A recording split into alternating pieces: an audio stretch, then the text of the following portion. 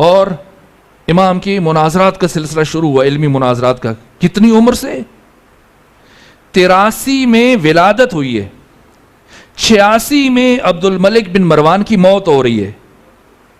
اب آپ دیکھیں کہ عبد الملک بن مروان کی زندگی کے آخری دنوں میں قدری مناظر ہے شام میں، اور جو بھی مسلمان عالم آتا ہے وہ اس کو شکست دیتا ہے.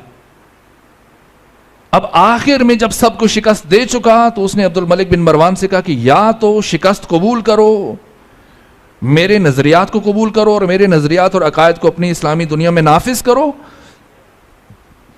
یا پھر کسی کو لے کے آؤ کہ وہ مجھے شکست دے. اب کون بچا ہے؟ بڑے بڑے مفتی، بڑے بڑے ملا، بڑے بڑے عالم، جو بھی آیا شکست کھا گیا. اب مجبور ہو کے عبد الملک بن مروان نے مدینے رابطہ کیا امام سجاد سے، آئے مدد کریں، یہاں پر اسلام کی عزت زیر سوال ہے. گئے امام سجاد؟ نہیں گئے. آپ کے بیٹے ہیں محمد باقر، بھیجا انہیں؟ نہیں بھیجا. کسے بھیجا؟ عجیب ہے. امام سجاد نے کیا کیا جب ان کی سیرت بیان کروں گا تب اس روایت کا مفہوم آپ کی خدمت میں روشن ہوگا، 1 یا 2 دن کے بعد، جب 3 دن کے بعد، جب بھی نوبت آئے گی. لیکن خود نہیں گئے، نہ بیٹے کو بھیجا، پوتے کو بھیجا. امام صادق کو کتنی عمر ہے؟ 3 سال پورے نہیں ہوئے ابھی. گئے اور جیسے ہی شام پہنچے تو اب وہ ہنسنے لگا قدری مناظر کا. یہ کیا عجیب تماشا ہے بھائی، اب بڑے بڑے علماء اور مفتی جب ختم ہو گئے تو چھوٹے بچوں کو اٹھا کے لے آؤ، یہ توہین کرنا چاہتے ہو میری؟ اس کے تیور دیکھے تو امام نے فرمایا، امام صادق نے، کہ نہ تمہیں زیادہ پریشان ہونے کی ضرورت نہیں اور نہ ہی تمہیں زیادہ انتظار کرنا پڑے گا. اتنا جب اعتماد دیکھا اس نے تعجب سے امام کی طرف دیکھا تو امام نے بلا فاصلہ کہا کہ بتاؤ اپنے عقائد کا بیان کرو. اس نے کہا میرا پہلا عقیدہ یہ ہے کہ انسان اپنے تمام امور میں، افعال میں، اعمال میں، کاموں میں مختار محض ہے، اور اللہ کو بندے کے کسی بھی کام میں دخل و تصرف کا حق حاصل نہیں ہے، مداخلت کا حق حاصل نہیں ہے. امام نے اس قدری مناظر کی طرف دیکھا اور فرمایا کہ قرآن جانتے ہو؟ کہا میں حافظ ہوں کل قرآن کا. کہ پھر تو سورہ فاتحہ یاد ہوگی؟ کہاں یاد ہے. کہ پڑھو. اس نے پڑھنا شروع کی، بسم اللہ الرحمن الرحیم الحمدللہ رب العالمین الرحمن الرحیم مالک یوم الدین ایاک نعبد و ایاک نستعین. آگے پڑھنا چاہ رہا تھا، امام نے اشارہ کیا رکو. کا کیوں؟ کہ بس اتنا ہی چاہیے.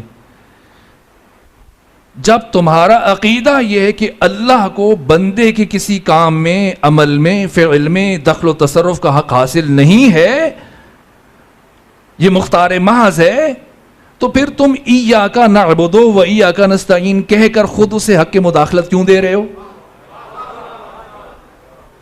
جیسی امام نے کی سمجھ گیا اور اپنی شکست کا اعتراف کیا.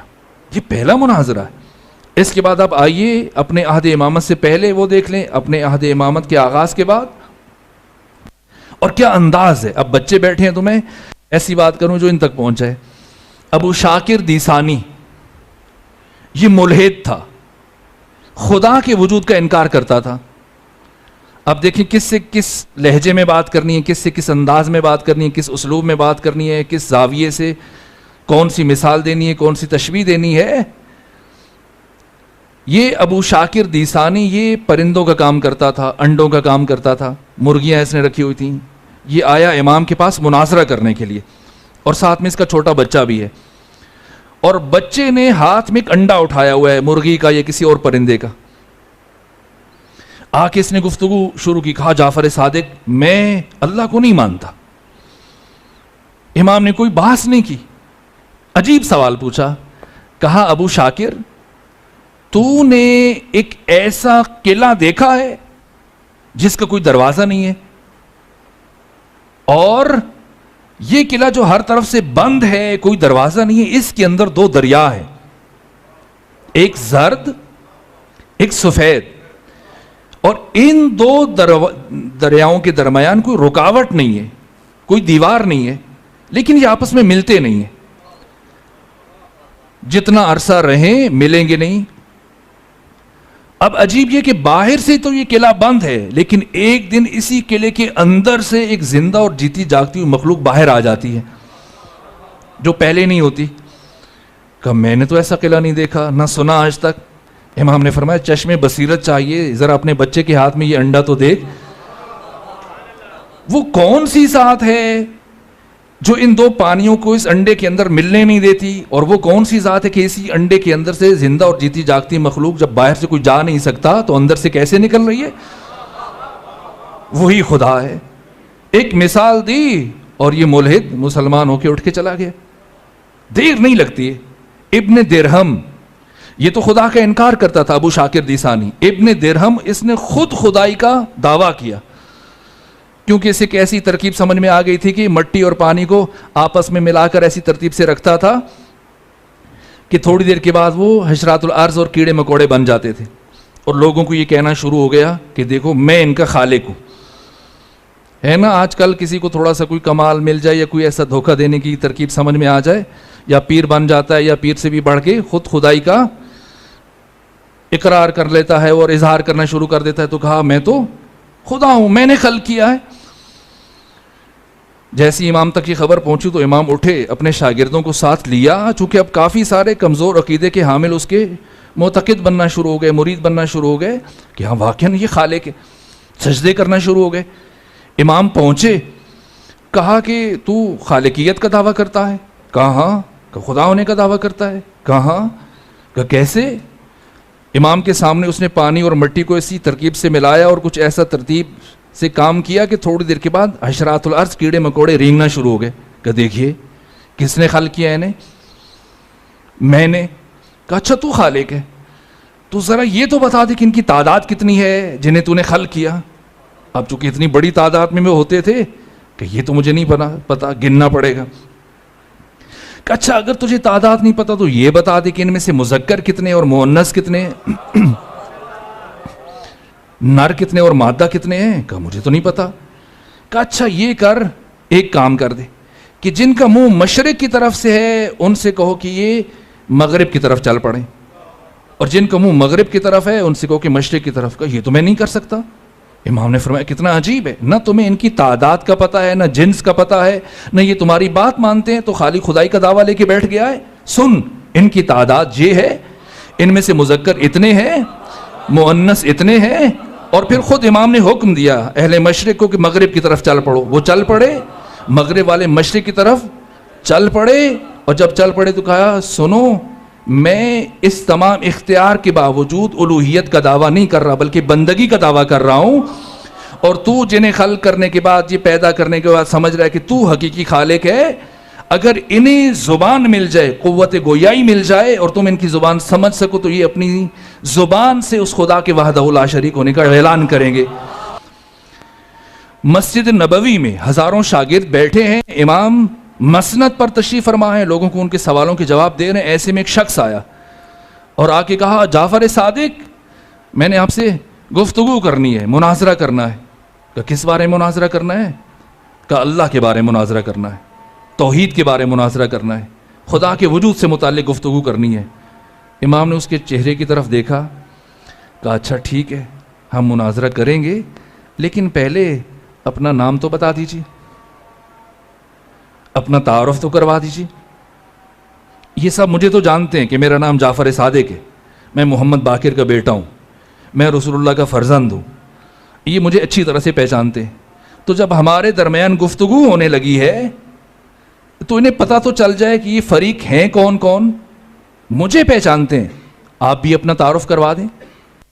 جب امام نے یہ بات کہی تو وہیں رک گیا, حیران, سرگردان, ساکت, مبہوت, وہیں بت بن کے کھڑا ہو گیا, چپ رہا, پھر سر جھکایا, اور تھوڑی دیر کے بعد محفل سے نکل گیا.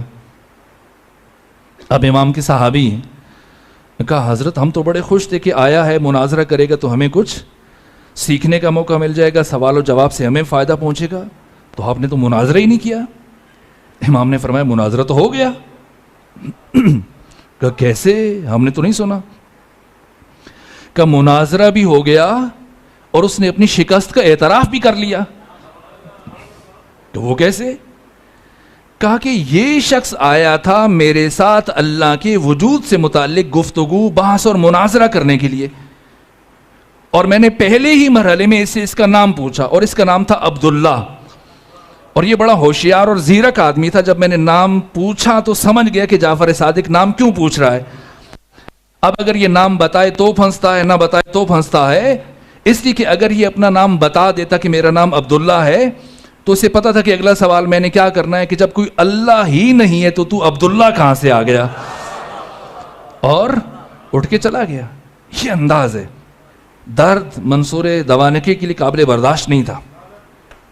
اس لیے اس نے سوچا کہ کیا کرے کہ امام صادق کی شخصیت کو توڑنے میں کامیاب ہو جائے, آپ کی شخصیت کو گرانے میں کامیاب ہو جائے. مدینہ جو روحانیت, علم اور معرفت اور قداست کا مرکز بن چکا ہے, اس مرکزیت کو توڑنے میں کامیاب ہو جائے, لوگوں کو اپنی طرف متوجہ کرنے میں. جہاں بھی جاتا ہے اس کو احساس ہوتا ہے کہ کوئی اس کی شخصیت نہیں ہے. بظاہر حکمران ہے, ہزاروں محافظ ہیں, سپاہی ہیں, ننگی تلواریں, آگے پیچھے ہٹو بچو, لیکن جہاں چلا جائے, حج کے اوپر چلا جاتا ہے, وہاں کبھی سامنا ہو جائے ادھر امام صادق کے تو دیکھتا ہے کہ دنیا بڑھ رہی ہے, پاؤں چوم رہے ہیں لوگ, ہاتھ چوم رہے ہیں, آگے بڑھ رہے ہیں امام کی طرف, راستہ چھوڑ رہے ہیں. ادھر اس کی کوئی حیثیت نہیں ہے. یہ چیز اس سے برداشت نہیں ہو رہی تھی. اس نے سوچا اور سوچنے کے بعد اس نے کہا میں نے جعفر صادق کی مرکزیت کو توڑنا ہے. اس نے امام صادق کے شاگردوں میں سے ہی ایک کو تیار کیا جو زیادہ مشہور تھا, اپنی لیاقت اور قابلیت کے اعتبار سے نام پیدا کر چکا تھا, 2 سال پڑھا اور خود اس کا اعتراف ہے. اکثر یہ جملہ ہر ایک نے اپنے زمانے میں کہا ہے, لولا علی لہلک فلاں. یہ صرف پہلے عصر میں نہیں ہے, ابھی عصر امام صادق میں بھی کسی نے کہا کہ لولا سنتان لہلک نعمان. اگر جعفر صادق کی شاگردی میں 2 سال مجھے میسر نہ ہوتے تو میں ہلاک ہو چکا ہوتا. بالآخر سے رابطہ کیا, کہا نعمان جعفر صادق کو میں نے بلانا ہے اور تم نے ان کے ساتھ گفتگو کرنی ہے, بحث کرنی ہے, مناظرہ کرنا ہے. میں تمہیں مہلت دیتا ہوں, ایسے سوال تیار کرو کہ وہ کسی سوال کا جواب نہ دے سکیں. اگر تم یہ کرنے میں کامیاب ہو گئے تو میں پوری اسلامی دنیا میں تمہاری امامت کا اعلان کر دوں گا اور تمہیں امام اعظم کا خطاب دے دوں گا, اور اتنا کچھ عطا کر دوں گا تمہیں کہ تمہاری آنے والی نسلوں کے لیے کافی ہو جائے گا. کہا کہ ٹھیک ہے, مجھے کچھ وقت چاہیے. کہا ٹھیک ہے, وقت لے لو. اور چند مہینے گزرنے کے بعد جو خود آیا ابو جعفر منصور دوانقی کے پاس, کہا کہ سوال تیار ہیں, اب بلائیے جعفر صادق کو. امام کو بلایا گیا, امام آئے, اور جب آئے تو اب گفتگو کا سلسلہ شروع کیا. ابو جعفر منصور دوانقی نے کہا کہ یہ بہت بڑے عالم ہیں اور فقیہ ہیں, محدث ہیں. دیکھیں, امام نے نہیں کہا کہ میں جانتا ہوں اسے کون ہے. کہہ سکتے تھے ہاں یہ میرے پاس آتا تھا پڑھنے کے لیے, نہ کہا ہم جانتے ہیں, بس اتنا کہا, ہم جانتے ہیں ان کو. کہا کہ ان کی کچھ سوال ہیں. امام نے فرمایا پوچھو. اب وہ 40 سوال تیار کر کے لایا اور اپنے زعم میں کہ اب امام کسی سوال کا جواب نہیں دے پائیں گے. امام نے فرمایا پوچھو. اس نے کہا پہلا سوال یہ ہے کہ مردار میں اور ذبیحہ میں کیا فرق ہے؟ کیوں ایک کا گوشت حلال ہے دوسرے کا گوشت حرام ہے؟ امام نے فرمایا خون کا فرق ہے. ایک کا خون نکل جاتا ہے وہ حلال ہے, ایک کا خون اس کے اندر رہ جاتا ہے وہ حرام ہے. کہا اچھا, تو اللہ نے خون کو ہی کیوں حرام قرار دیا؟ اللہ خون حلال قرار دیتا تاکہ گوشت ضائع نہ جاتا. فرمایا نہ, اللہ خون کو حلال قرار نہیں دے سکتا تھا کیونکہ خون میں 3 مفسدے ہیں. اگر کوئی شخص خون کھانا یا پینا شروع کر دے, ایک تو اس کے جسم سے بدبو آئے گی, تعفن اٹھے گا, دوسرا یہ قسی القلب ہو جائے گا, تیسرا کوڑ اور جزام کی بیماری اس کو لاحق ہو جائے گی. کہا اچھا, تو ہمیں کیسے پتہ چلے جب ہم بازار سے گوشت خرید کے لائیں کہ یہ ذبیحہ ہے یا مردار ہے؟ فرمایا آگ پہ رکھو, اگر سکڑنا شروع ہو جائے تو ذبیحہ ہے, اگر پھیلنا شروع ہو جائے تو مردار ہے. کہا اچھا, تو پھر اگر ذبیحہ شرط ہے, ذبح کرنا شرط ہے, تو پھر مچھلی کو تو ذبح نہیں کیا جاتا. امام نے فرمایا کہ مچھلی کا پانی سے باہر آ کے مرنا ہی اس کا ذبیحہ ہے. کہ کیوں, کیا فرق ہے؟ پانی کے اندر مرے مردار, پانی کے باہر مرے تو ذبیحہ اور حلال ہے، اس سے کیا فرق پڑتا ہے اندر مرے یا باہر؟ امام نے فرمایا نہ، جب وہ پانی سے باہر آتی ہے تو وہ تڑپنا شروع ہوتی ہے، تو اس کے تڑپنے کے نتیجے میں ایک تو خون اس کے جسم میں بہت کم مقدار میں ہوتا ہے، دوسرا جب وہ مچھلی تڑپتی ہے تو اس کا خون اس کے دہن میں سر کی جگہ جمع ہو جاتا ہے اور باقی سارا جسم اس کا خون سے خالی ہو جاتا ہے، تصفیہ ہو جاتا ہے، اس لیے مچھلی کا تصفیہ پانی سے باہر آ کے۔ کہا اچھا یہ اللہ کیا صرف عربی زبان جانتا ہے؟ نہ، امام نے فرمایا نہ، ہر زبان جانتا ہے۔ کہا پھر نماز کو عربی زبان میں کیوں واجب قرار دیا؟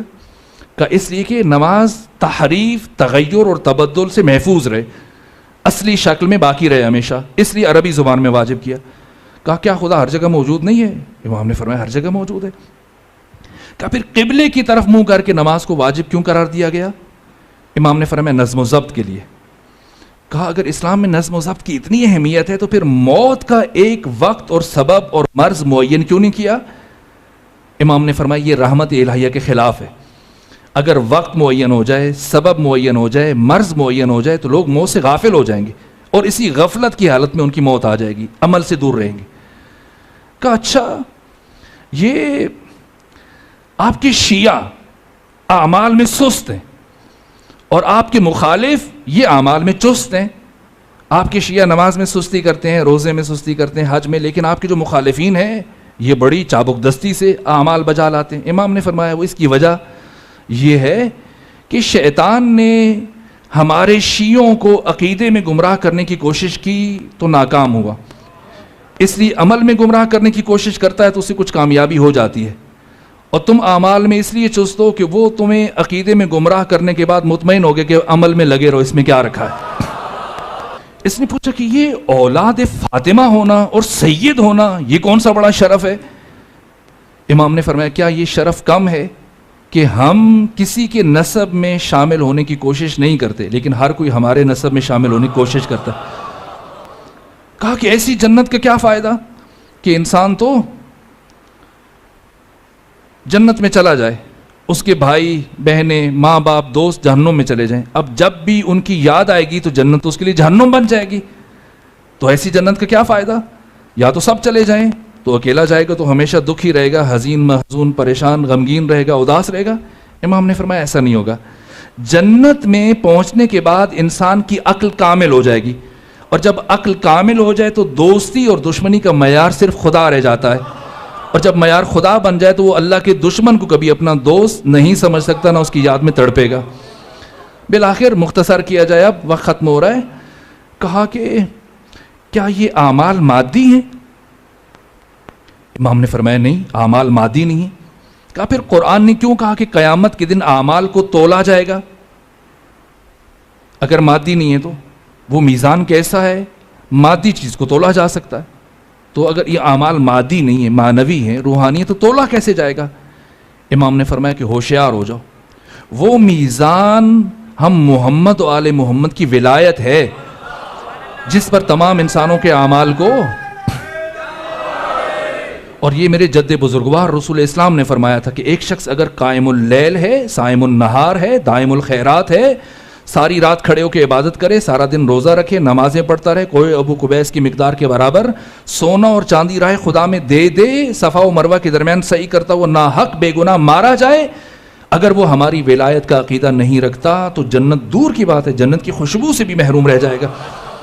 جیسے امام نے یہ جواب دیے، ابو حنیفہ کھڑا ہو گیا، یہ بھی بھول گیا کہ کہاں ہے، یہ بھی بھول گیا کہ کس نے بلایا تھا، یہ بھی بھول گیا کس لیے بلایا تھا، اس قدر جذب ہوا امام کے علمی جوابوں سے، اتنا حیرت زدہ ہوا، دہشت زدہ ہوا، وہی کھڑا ہوا۔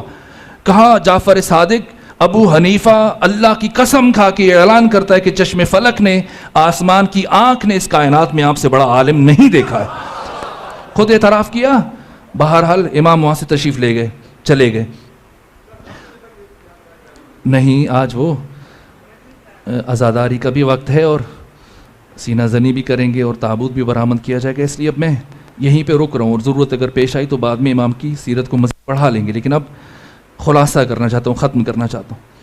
اب جب اس طرح سے بھی منصور دوانے کی امام کی شخصیت کو کمزور نہ کر سکا، مرکزیت کو نہ توڑ سکا، تو اس نے ایک اور چال چلی، اس نے سرکاری سطح پر یہ حکم جاری کر دیا کہ اب اگر کوئی جعفر صادق کے پاس مسئلہ پوچھنے کے لیے جائے گا تو اسے سرکاری خزانے میں 1 دینار ٹیکس جمع کروانا پڑے گا، اور اگر کوئی ہمارے امام کے پاس مسئلہ پوچھنے کے لیے جائے گا تو اسے انعام کے طور پر 1 دینار ملے گا، انعام ملے گا۔ تو اب مومنین تو پریشان ہو گئے نا، پریشان ہو گئے۔